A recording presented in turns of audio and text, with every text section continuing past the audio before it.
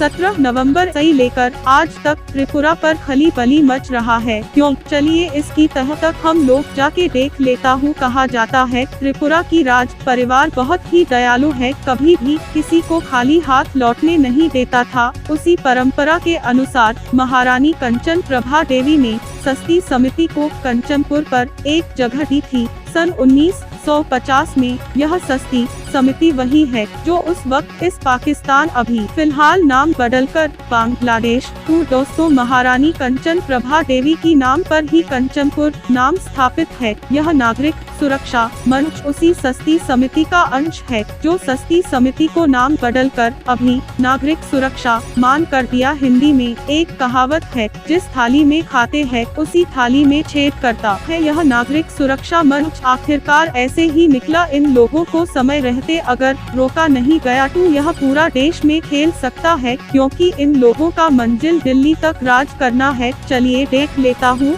इन लोगों का सोच कहाँ तक है। हिंदी উর্দু সাম্রাজ্যবাদকেও এই ভারতের মাটি থেকে উপড়ে ফেলবো। বাঙালির কথা বলা ছাড়া বাংলায়, ত্রিপুরায়, অসমে, এমনকি ভারতে, দিল্লিতে রাজনীতি করা যাবে না।